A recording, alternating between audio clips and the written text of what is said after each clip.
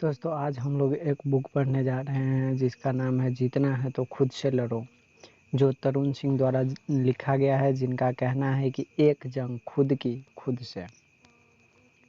ठीक है, चलिए हम इसके कुल 15 अध्याय हैं, जिसमें से हम एक एक अध्याय अपने प्रत्येक लेक्चर में देखेंगे और उसको बारीकी से समझने की कोशिश करेंगे कि इनकी थॉट प्रोसेस क्या है।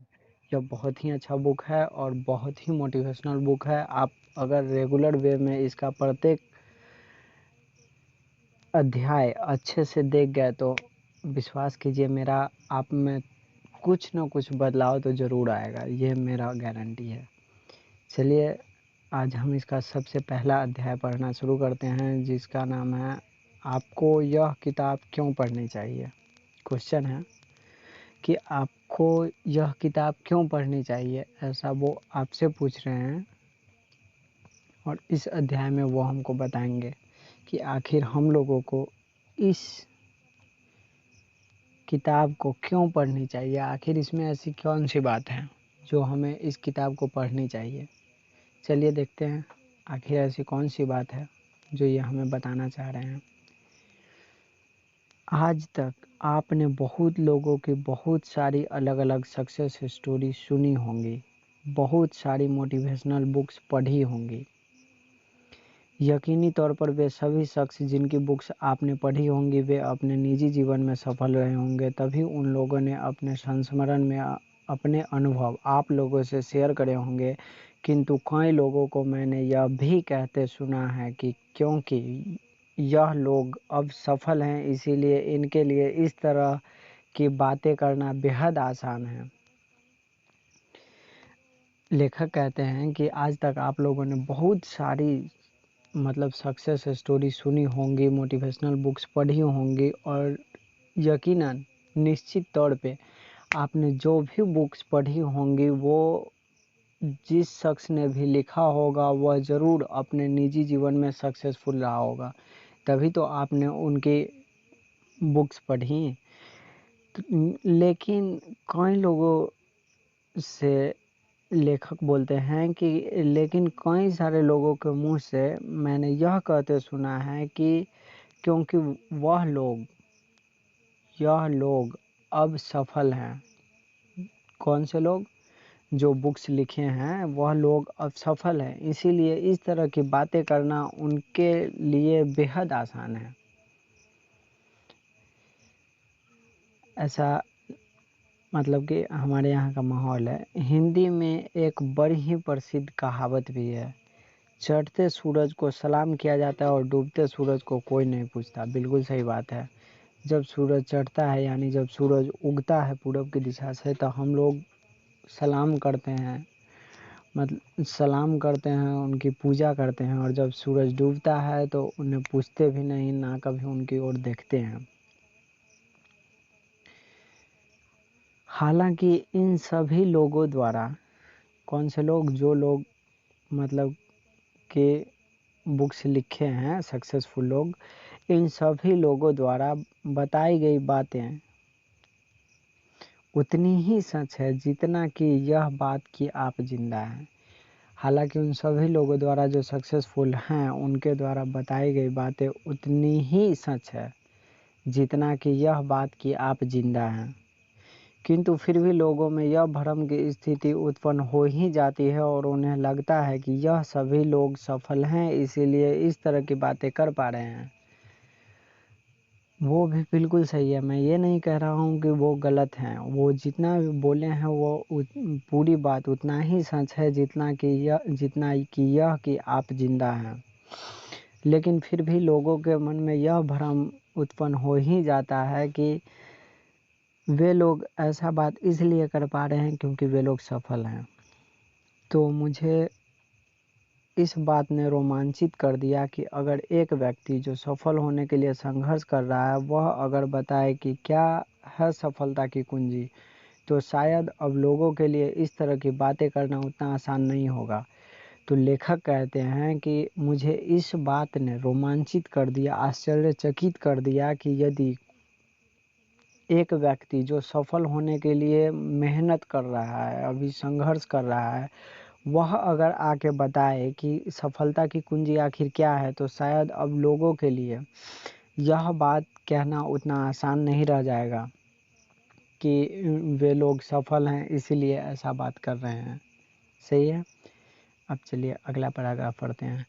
जी हाँ, आप सही सोच रहे हैं। लेखक बोलते हैं, जी हाँ, आप सही सोच रहे हैं। मैं भी एक आम इंसान हूँ, आप ही सब की तरह, जो कोशिश कर रहा है अपने सपनों को पाने की, और जैसे जिसे पता है कि वह सफल होगा। पर क्या यही वह सही मौका और समय नहीं है जब मैं इस सफलता की इमारत को खड़ा करने के रहस्य को आपसे साझा करूं? इसी बात ने मुझे जोश से भर दिया और प्रेरित किया कि सफलता की कुंजी आप लोगों के साथ साझा करूं। लेखक कहते हैं कि आप सही सोच रहे हैं। मैं भी आपकी तरह एक आम इंसान हूं जो कोशिश कर रहा है सफल होने की, अपने सपनों को पाने की, जिसे पता है कि वह सफल होगा। लेकिन क्या यह ही वह सही मौका नहीं है जिसमें मैं अपने सफल होने की कुंजी जो होती है उसको सबके साथ शेयर किया जाए, सबको बताया जाए, साझा किया जाए? इसी बात ने लेखक को अंदर से झकझोर के रख दिया और वे प्रेरित हो गए सफलता की कुंजी हम लोगों के साथ शेयर करने के लिए, मतलब कि बताने के लिए, साझा करने के लिए। ठीक है, चलिए इससे आगे पढ़ते हैं।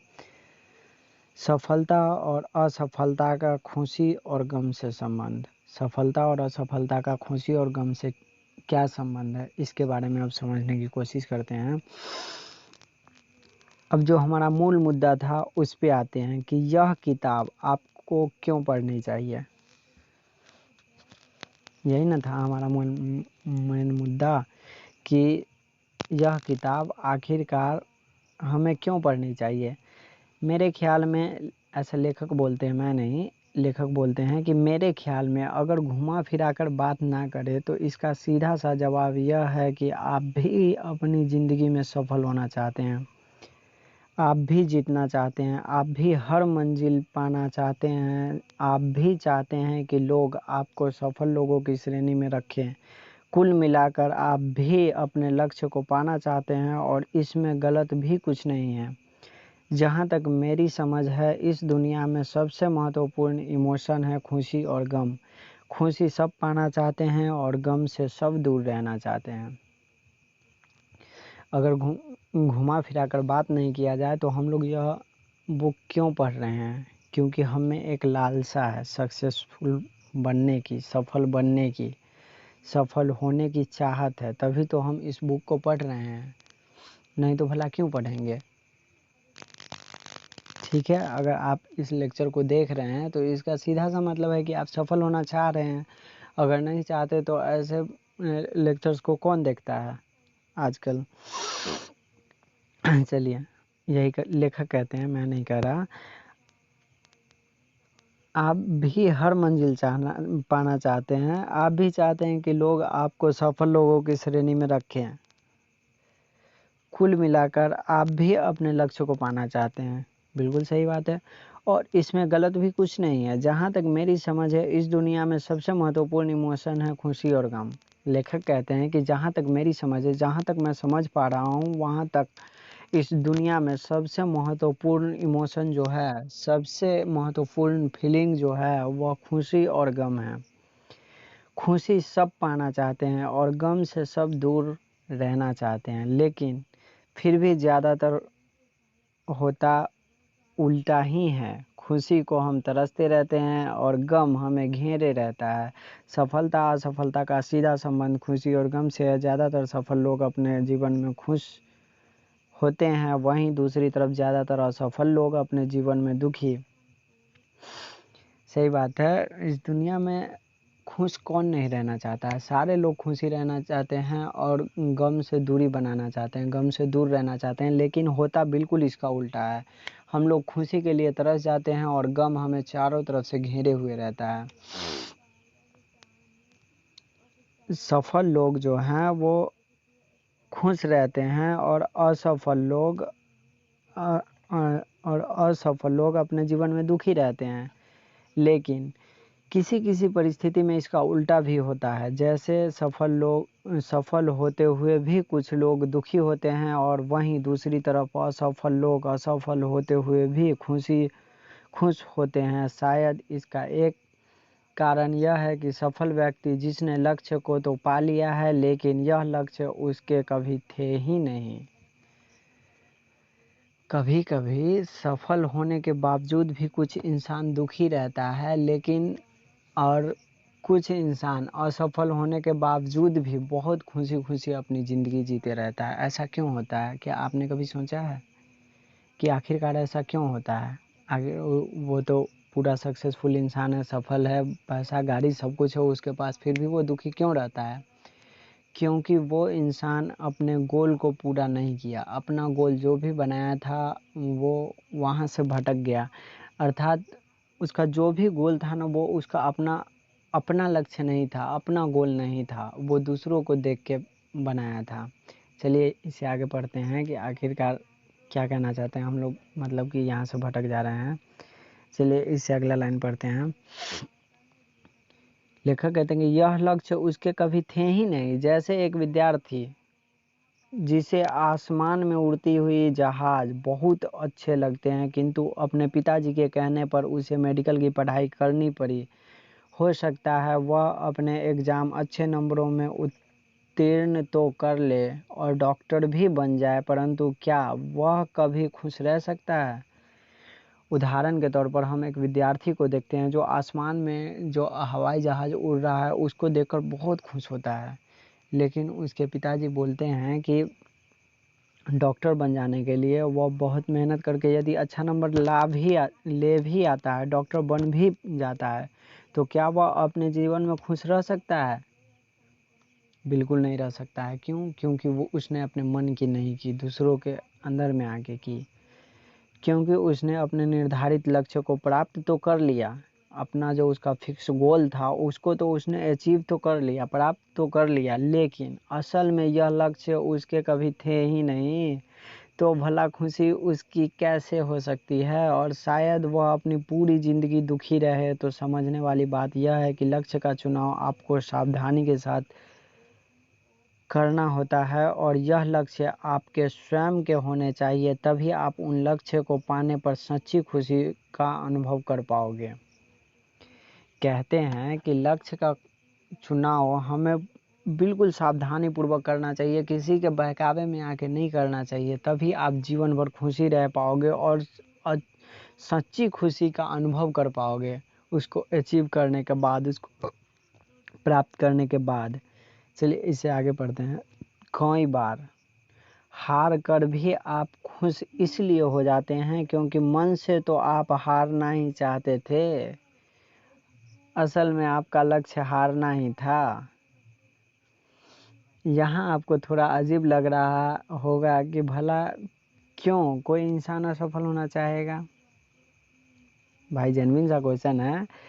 यहाँ लिख रहे हैं कि कई बार हार कर भी आप खुश इसलिए हो जाते हैं क्योंकि मन से तो आप हारना ही चाहते थे। क्यों? ऐसा कभी होता है कि कोई इंसान मन से हारना चाहे, खुद चाहे कि हम असफल हो जाए? ऐसा कभी संभव है?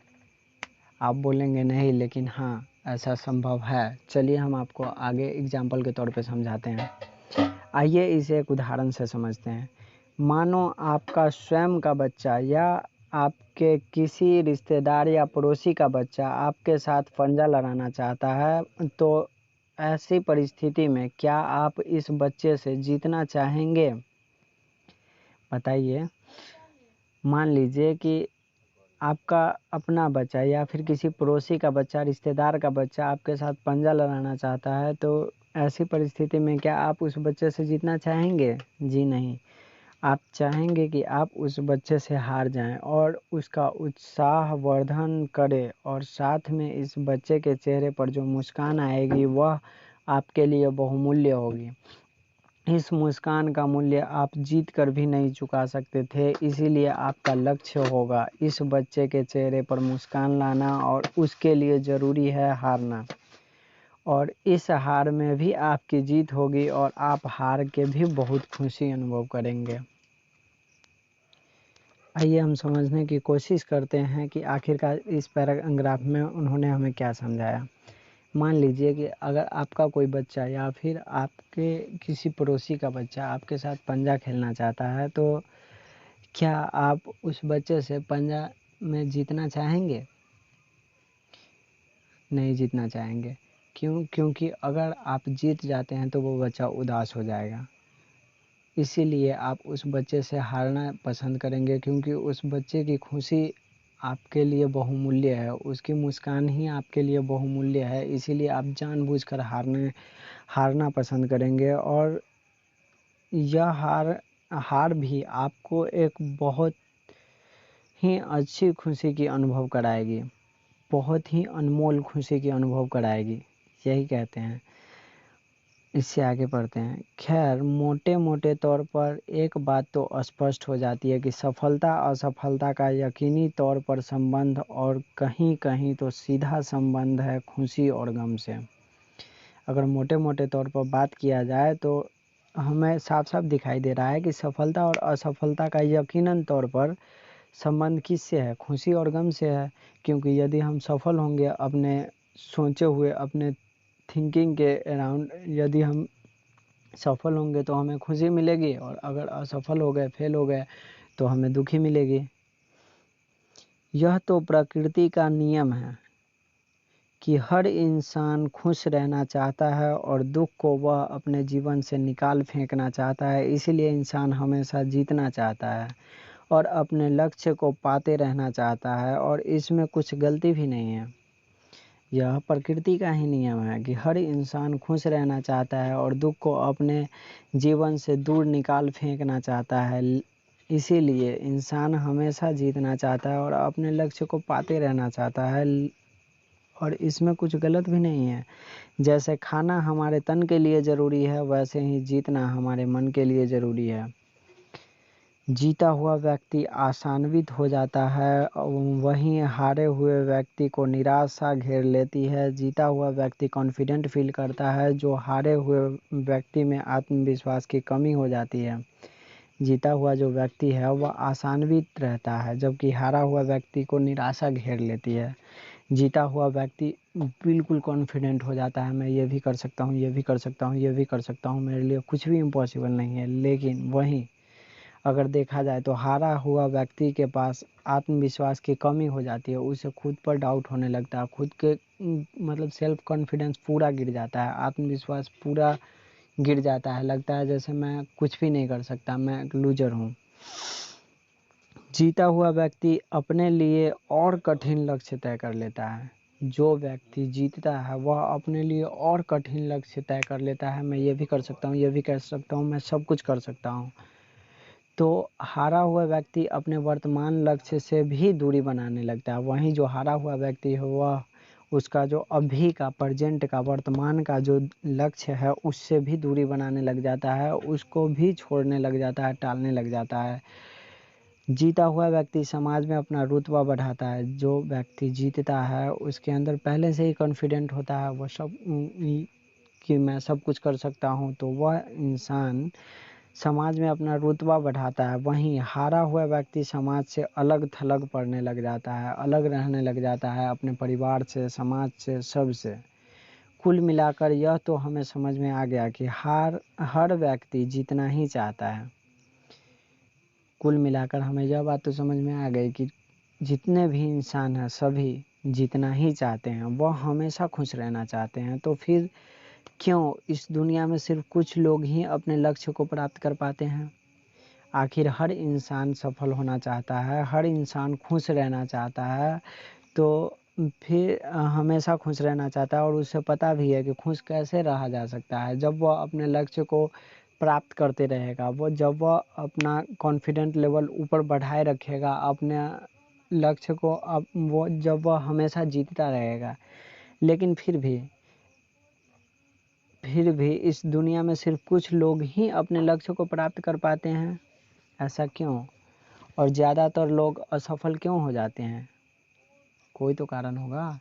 क्योंकि सारे इंसान सफल होना चाहते हैं और सारे इंसान खुश रहना चाहते हैं और उन्हें पता है कि जब हम सफल होंगे तभी हम खुश रह सकते हैं, तो फिर वो सफल हो क्यों नहीं पाते हैं, या फिर वो सफल होने के लिए ट्राई क्यों नहीं करते हैं। आइए इसे समझते हैं कि आखिरकार ऐसा क्यों होता है। आपकी सफलता और असफलता के लिए आप स्वयं जिम्मेदार हैं। बात थोड़ा कड़वी है, लगेगी, कोई बात नहीं है, लेकिन सही है। आपकी सफलता और असफलता के लिए आप स्वयं जिम्मेदार हैं, कोई दूसरा नहीं। आप स्वयं अपने आप को आगे बढ़ने से रोक रहे हैं। जब इंसानी शरीर को भूख लगती है तो वह खाना खाता है, जब प्यास लगती है तो वह पानी पीता है, पर जब वह जीतना चाहता है तो वह जीत क्यों नहीं पाता। जेन्युइन सा क्वेश्चन है कि जब आपको भूख लगती है तो आप खाना खा लेते हो, प्यास लगती है तो पानी पी लेते हो, लेकिन जब आप जीतना चाहते हो तो जीतते क्यों नहीं हो। वह अपने लक्ष्य को प्राप्त क्यों नहीं कर पाता है। वह कौन सी चीज़ है जो उसे रोक रही है, उसे आगे नहीं बढ़ने दे रही है। कौन है जो उसका दुश्मन है। आपको सुनकर शायद हैरानी होगी, लेकिन इसका एकमात्र कारण वह खुद ही है। वह खुद ही है। आपको जब भूख लगती है तो आप खाना खा लेते हो, प्यास लगती है तो पानी पी लेते हो, लेकिन आप जीतना चाहते हो तो फिर जीतते क्यों नहीं। आप अपने लक्ष्य को प्राप्त क्यों नहीं कर पाते हो। वह कौन सी ऐसी चीज़ है जो आपको रोक रही है, आपको आगे बढ़ने नहीं दे रही है। कौन है जो आपका दुश्मन है। आपको सुनकर शायद हैरानी होगी, लेकिन यह सच है। इसका एकमात्र कारण है वह आप खुद हो। आप खुद हो जो खुद को आगे बढ़ने नहीं दे रहे हो। बिल्कुल सच है, एक बार और सुन लो। वह जो आपको आगे नहीं बढ़ने दे रहा है वह और कोई नहीं, आप खुद हो। आप खुद। अगर सक्सेसफुल होना है तो दूसरों को नहीं, खुद को बदलना शुरू कर दो, सक्सेसफुल बन जाओगे। चलो आगे बढ़ते हैं। हाँ, वह आप ही हो जो आपके आगे नहीं बढ़ने के लिए जिम्मेदार है। जब लोगों से अक्सर इस सवाल का जवाब मांगा जाता है तो उनके जवाब कुछ ऐसे होते हैं कि मेरा बॉस नहीं चाहता कि मैं तरक्की करूं, मेरा ऑफिस का माहौल ठीक नहीं है, मेरे घर पर शांति नहीं रहती, मेरी किस्मत खराब है, मेरे पिताजी ने मुझ पर बचपन से ध्यान नहीं दिया, मैंने गलत कॉलेज का चुनाव किया, मेरी उम्र अभी कम है, अभी मेरे पास पर्याप्त अनुभव नहीं है। कुछ लोग नहीं चाहते कि मैं कभी सफल बनूं, अभी मेरी परिस्थितियां ठीक नहीं हैं, हमारे यहाँ मौसम सही नहीं रहता, हमारे देश की सरकार हमारे लिए कुछ नहीं करती, मेरे पड़ोसी अच्छे नहीं हैं, इत्यादि। जी हाँ, बिल्कुल यही रहता है जेन्युइन सा, मतलब क्या कहते हैं उसको, खुद को बचाने का तरकीब, खुद को एक्सक्यूज़ देने का, खुद को माइंड को झूठ बोलने का कि यार मेरा तो बॉस ही नहीं चाहता कि मैं तरक्की करूं, मेरे तो पिताजी ही मुझ पे बचपन से ध्यान नहीं दिए, या फिर मैंने गलत कॉलेज का चुनाव कर लिया, मेरी उम्र ही अभी बहुत कम है, अभी मैं कुछ नहीं कर सकता, अभी तो मेरे पास उतना पर्याप्त अनुभव भी नहीं है। अभी अनुभव कैसे होगा जब तक तुम ट्राई नहीं करोगे। कुछ लोग नहीं चाहते कि मैं कभी सफल बनूं, यही सब हैं इत्यादि। चलिए आगे पढ़ते हैं। यह हारने वाले लोगों की आम बोलचाल की भाषा है। वह अपनी वर्तमान स्थिति के लिए बाहरी कारणों को जिम्मेदार ठहराते हैं। उन्हें लगता है कि सारी दुनिया उनके खिलाफ है, उन्हें हराना चाहती है, तो फिर भला वो कैसे जीत सकते हैं। यह सब बहाने बनाकर असल में वह अपने मन को सांत्वना देना चाहते हैं। वह अपने मन को यह समझा रहे होते हैं कि इन सब कारणों की वजह से यह तो होना निश्चित ही था। जी बिल्कुल। हारने वाले जो लोग होते हैं उनकी आम बोलचाल की भाषा में ये सारी चीज़ें रहती ही हैं। वो अपने मन को ये समझा रहे होते हैं कि यार इसमें मेरा कुछ गलती नहीं है, मैं तो सफल होना चाहता हूँ, पर मेरा बॉस ही मुझे तरक्की नहीं करने दे रहा, मेरे पिताजी ही मुझ पे शुरू से ध्यान नहीं दिया, या फिर सारे लोग मेरा बुरा ही चाहते हैं, सारे लोग चाहते ही नहीं हैं कि मैं सफल हूँ, सारे लोग चाहते ही नहीं हैं कि मैं सफल हूँ। यानी कि जाने अनजाने वह अपने माइंड को जो समझा रहा है कि जो भी हुआ वह तो होना निश्चित ही था, क्योंकि सारे लोग मेरे खिलाफ हैं। लेकिन ऐसा कुछ नहीं होता है बॉस। आप अपनी परिस्थिति का जिम्मेदार खुद हो, समझो इस बात को। चलो आगे पढ़ते हैं। क्योंकि आप अंतर्मन हर परिस्थिति के लिए एक कारण जानना चाहता है और आप उसे वह कारण दे रहे हो, और इस तरह से आप अपने अंतर्मन को इस बात के लिए राजी कर लेते हो कि इसमें कुछ भी गलत नहीं है। ऐसी कठिन परिस्थितियों में हारना स्वाभाविक था और स्वाभाविक घटनाओं के लिए दुख करने की आवश्यकता नहीं है। आपके अंतर्मन को हमेशा कुछ न कुछ चाहिए होता है, कोई ना कोई कारण चाहिए होता है। जब आप हारते हो तो आपका अंतर्मन कारण ढूंढता है और आप कारण दे देते हो कि यह इतनी मुश्किल परिस्थिति में तो हारना निश्चित ही था, तो ऐसे कठिन परिस्थिति में तो हारना निश्चित ही था और निश्चित घटनाओं के लिए दुख करने की क्या आवश्यकता है। ऐसा आप अपने अंतर्मन को समझा रहे होते हो, अपने अंदर के मन को।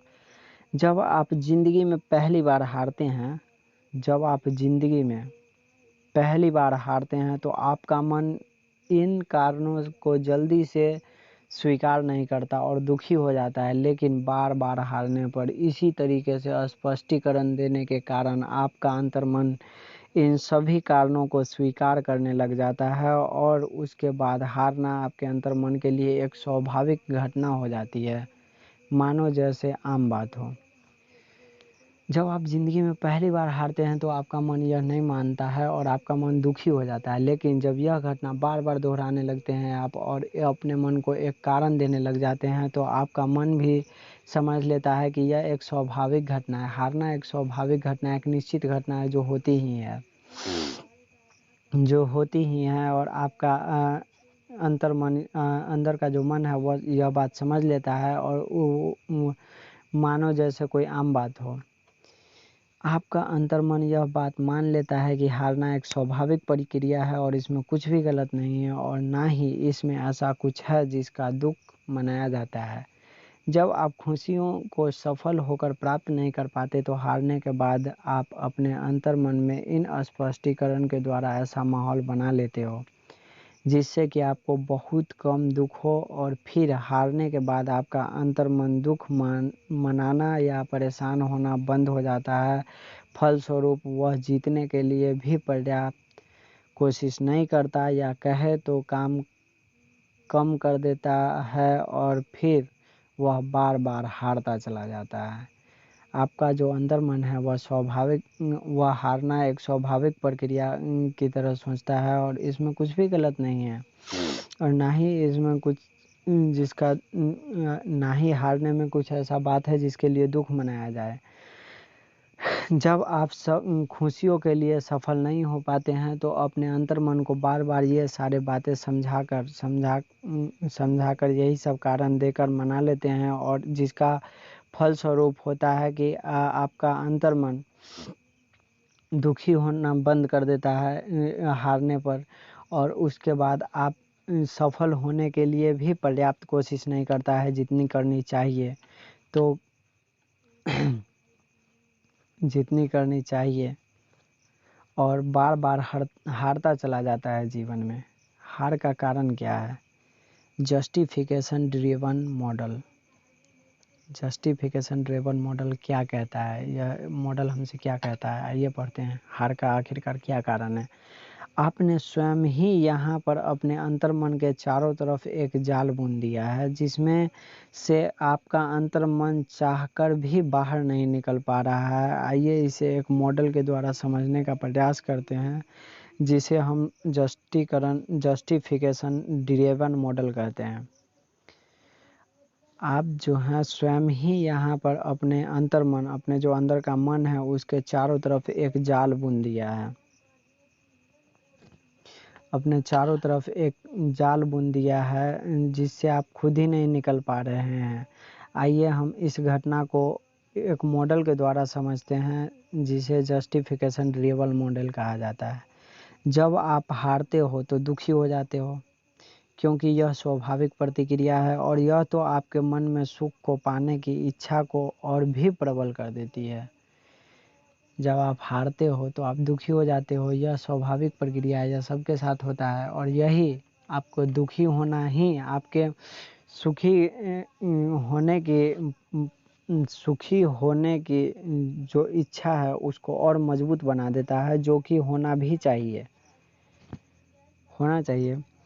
किंतु जब आप इस दुख को अपने द्वारा बनाए स्पष्टीकरणों के द्वारा कम कर देते हैं तो अनजाने में उस चिंगारी को भी कम कर देते हैं जो और भी बेहतर प्रयासों के लिए जरूरी है। परिणाम स्वरूप अगली बार आप एक प्रयास करते हो, इसी वजह से फिर से असफल हो जाते हो। फिर वही स्पष्टीकरण या बहाना आता है आपके द्वारा और अनजाने में ही सही, किंतु आप फिर से अपने दुखों को कम कर लेते हैं और फिर वापस जरूरी चिंगारी को और कम कर देते हैं और अगला प्रयास और भी कमज़ोर हो जाता है। परिणाम स्वरूप फिर से असफल हो जाते हैं और यही क्रम चलता रहता है। जाने या अनजाने आप अपने मन को, वो दुखी होना भी चाहिए। जब आप हारते हो तो आपको दुखी होना चाहिए। जब आप दुखी होते हो तो आपको खुशी की जो इच्छा होती है ना, खुशी होने की जो इच्छा होती है वो और भी मजबूत हो जाती है। लेकिन अगर आप अपने इस स्पष्टीकरण के कारण जब आप इस दुख को कम कर लेते हैं ना, जाने या अनजाने, अगर आप इस दुख को कम कर लेते हैं ना, तो फिर इसके बाद आप प्रयास भी नहीं करते हैं सफल होने के लिए ज़्यादा, और आप इससे आगे असफल होते चले जाते हैं। फिर वही स्पष्टीकरण या बहाना आता है आपके द्वारा अनजाने में, और जिसका कारण होता है कि आप असफल होते चले जाते हैं। यही क्रम चलता रहता है। अब क्या है, जीत की कुंजी क्या है? तो फिर हम जीत की ओर कैसे बढ़ें? अब तो ये हो गया कि हम गलती क्या करते हैं, हमें क्या नहीं करना चाहिए था। क्या नहीं करना चाहिए था, यहाँ से एक पॉइंट अगर नोट करा जाए तो हमें क्या नहीं करना चाहिए था। जब हम हारे थे तो हम दुखी हुए थे, तो हमें उस दुख को कम नहीं करना चाहिए था, हमें दुख होना चाहिए था। हम दुखी होना ज़रूरी है। जब तक दुखी नहीं होगा हम सुख के लिए तरसेंगे नहीं, और सुखी होने के लिए हम सक्सेसफुल बनेंगे नहीं। ठीक है, चलिए अब अगला मतलब कि टॉपिक शुरू करते हैं। जीत की कुंजी। अब जीत के लिए कैसे मेहनत करी जाए। असफलता के इस क्रम को आप तोड़ सकते हैं। असफलता का जो ये क्रम है इसे आप तोड़ सकते हैं। सबसे पहले तो स्पष्टीकरण देना बंद कीजिए। सबसे पहली बात तो आप अपने मन को स्पष्टीकरण देना बंद कीजिए कि जो हुआ अच्छा हुआ। नहीं भाई, आपने गलती की है तो स्वीकारो। आप हारे हो, स्वीकारो। आपको दुखी होना बनता है। जब तक आप दुखी नहीं होगे, खुशी के लिए तरसोगे नहीं। इसीलिए कहते हैं लेखक कि स्पष्टीकरण देना बंद करो अपने माइंड को।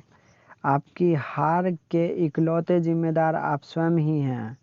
किसी बाहरी कारण की वजह से आप हारे नहीं हैं, क्योंकि उनमें से अधिकांश पर तो आपका नियंत्रण ही नहीं है। आपका नियंत्रण तो सिर्फ आप पर है।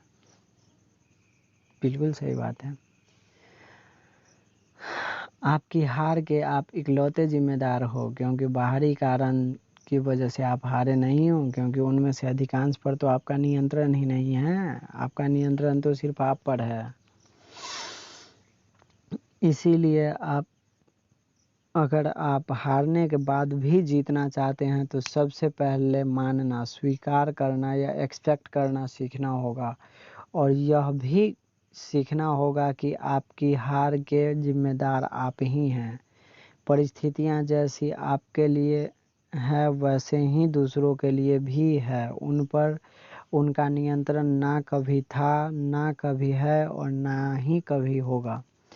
आपका नियंत्रण केवल खुद पर ही हो सकता है। तो सबसे पहले जिम्मेदारी लेना सीखिए, गलतियों को स्वीकार करना सीखिए। हाँ, यह आपके लिए थोड़ा मुश्किल ज़रूर हो सकता है, आपको थोड़ा दुख भी पहुँचे, लेकिन आप जानते हो कि यह 100% आपके नियंत्रण में है। आप इसे चाहे तो बदल सकते हैं।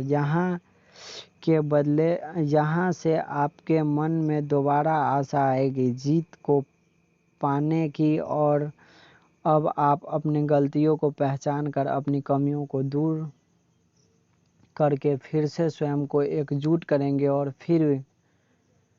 और भी बेहतरीन प्रयास करेंगे और अब यकीनन जीत आपकी ही होगी। इस पूरे क्रम को आप ऊपर दिए गए मॉडल से समझ सकते हैं, जिसे हमने रियलाइजेशन ड्रिवन मॉडल का नाम दिया था। अगर आप शुरुआती प्रयास में जीत ना भी पाए, तो भी अब आप जिम्मेदारी लेना तो सीख ही गए हैं। आप फिर से अपने गलतियों की जिम्मेदारी लें और उन्हें सही करें और नई ऊर्जा के साथ फिर से प्रयास करें। अगर आप शुरुआती में सफल नहीं भी होते हैं तो फिर भी कोई बात नहीं है। अब आप जिम्मेदारी लेना तो सीख ही गए होंगे।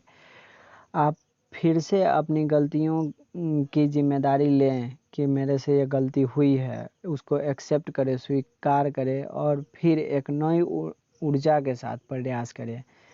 यह क्रम भी कुछ पिछले वाले क्रम की ही तरह है, बस फर्क इतना है, इस क्रम में हर बार आपकी ऊर्जा बढ़ेगी, जबकि पिछले क्रम में हर बार आपकी ऊर्जा कम हो रही थी। इस पूरे प्रोसेस को हम दिए डायग्राम से समझा सकते हैं, जिसे हमने दे हेलिक्स इफेक्ट का नाम दिया है। इससे जो पिछला हमारा रीजन था, हमारा टॉपिक था, जिसमें हमारा मतलब कि जितना हम आगे बढ़ रहे थे उतना हमारा कॉन्फिडेंस लेवल गिरते जा रहा था, हमारे शरीर का ऊर्जा गिरते जा रहा था। लेकिन ऐसे में यदि आप एक्सेप्ट करते हो कि मैंने ये गलती की है, अगर आप जिम्मेदारी लेते हो कि हाँ ये मुझसे गलती हुई है, तो अगली बार आप उससे भी नई एनर्जी के साथ प्रयास करेंगे, ट्राई करेंगे उससे भी नई एनर्जी के साथ, और यह क्रम आपको आगे की ओर बढ़ाएगा। इस पूरे प्रोसेस चलिए अब इससे आगे पढ़ते हैं। असल में दुख में ही सुख की कुंजी है। जैसे नमकीन खाने के बाद मीठा खाने की इच्छा और भी तीव्र हो जाती है, वैसे ही दुख सुख को पाने के लिए प्रेरणा स्रोत की तरह काम करता है। वह आपके मन को इस बात के लिए राजी करता है कि कोई बात नहीं, क्या हुआ, अगर गलती हो गई तो अगली बार आप इस गलती को नहीं दोहराएंगे। असल में ही जो है वह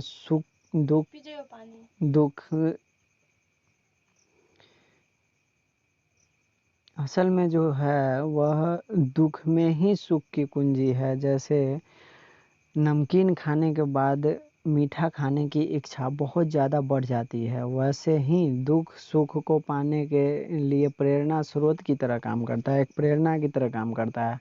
वह आपके मन को इस बात के लिए राजी करता है कि कोई बात नहीं, क्या हुआ, मगर अगर गलती हो ही गई तो अगली बार आप इस गलती को नहीं दोहराओगे।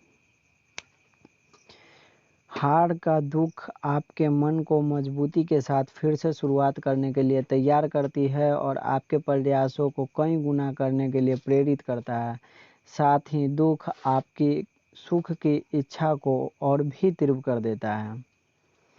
हार का दुख आपके मन को मजबूती के साथ फिर से शुरुआत करने के लिए तैयार करता है। हार का जो दुख है वह आपके मन को मजबूत करता है और फिर से लड़ने के लिए तैयार करता है, आपको फिर से शुरुआत करने के लिए तैयार करता है, आपको आपके प्रयासों को कई गुना करने के लिए प्रेरित करता है। साथ ही दुख आपकी सुख की इच्छा को और भी तीव्र कर देता है। सुख जो पाने की इच्छा है उसे और भी तीव्र कर देता है और भी मजबूत कर देता है।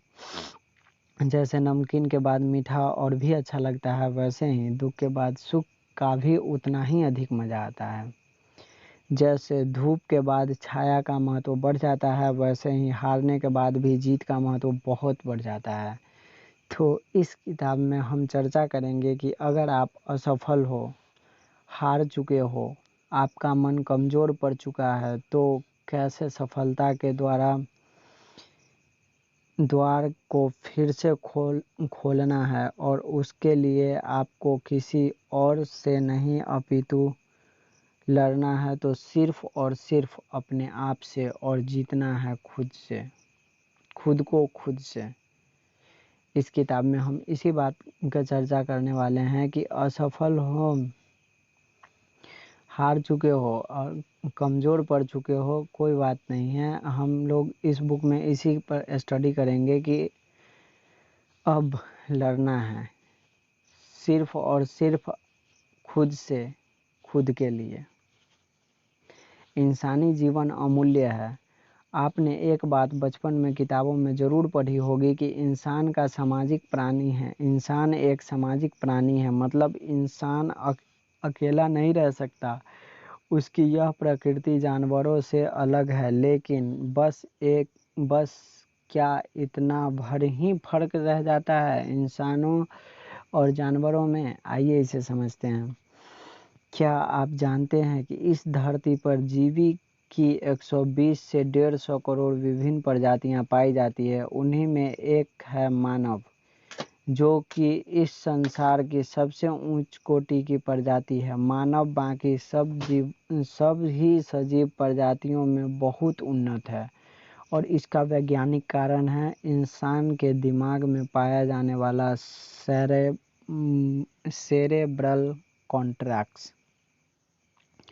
यह दिमाग का वह हिस्सा होता है जो कि रिस्पॉन्सिबल होता है सोचने, समझने, वस्तुओं को पहचानने और तथ्यात्मक आकलन करने के लिए। मानव के अलावा कुछ और जानवरों में भी यह पाया जाता है, किंतु मानव के दिमाग में पाया जाने वाला यह हिस्सा बाकी जानवरों के दिमाग में पाए जाने वाले इस हिस्से के अनुपात में बहुत बड़ा होता है, और यहीं से सबसे बड़ा फर्क शुरू होता है। आज इंसान ने इस धरती पर पाए जाने वाले सभी जीवों को अपने बस में कर रखा है। इस धरती पर पाए जाने वाले सभी प्राकृतिक स्रोतों को वह दोहन कर रहा है। कुल मिलाकर वह अपनी जिंदगी को उच्चतम आयात में जी रहा है, क्योंकि वह सोच सकता है, इसीलिए वह सही और गलत के बीच में फैसला कर सकता है। वह कल्पना कर सकता है, साथ ही इस कल्पना को पूरा करने के लिए योजना भी बना सकता है। हाँ, लेकिन जानवर इतना सब कुछ नहीं कर सकते। इसके अलावा जिस फर्क को मैं सबसे महत्वपूर्ण मानता हूँ वह है ग्रोथ करने की काबिलियत। इंसान स्वयं की और अपने समाज की जीवन शैली को लगातार सुधारता जा रहा है। इंसान जो है वह स्वयं की और अपने समाज की जीवन शैली को जो है लगातार सुधारता जा रहा है। वह इंसानी जीवन को और आसान बनाता जा रहा है।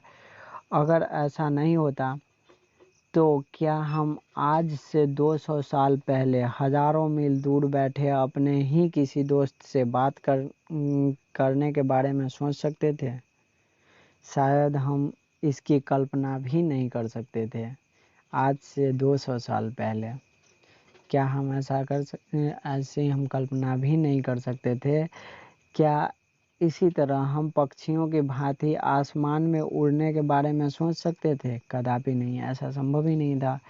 क्या हम चांद पर कदम रखने के बारे में सोच सकते थे? बिल्कुल नहीं, नहीं ना। परंतु इंसान ऐसा कर पाया अपने सतत प्रयासों की वजह से, अपनी कल्पना शक्ति की वजह से और अपनी सोच सकने की खूबी की वजह से। लेकिन यह भी सत्य है कि कुछ ही इंसान होते हैं जो पूरे समाज को दिशा देते हैं। अधिकांश तो आज भी जानवरों की तरह सिर्फ सर्वाइवल के लिए ही जी रहे हैं। सिर्फ कमाना है और खाना है, बस। और क्या है, कैसे भी करके इस जीवन को काट लेना है। ऐसे आपको बहुत सारे इंसान मिल जाएंगे जो सिर्फ अपने सर्वाइवल के लिए जी रहे हैं कि कैसे भी करके इस जीवन को काट लेना है, बस।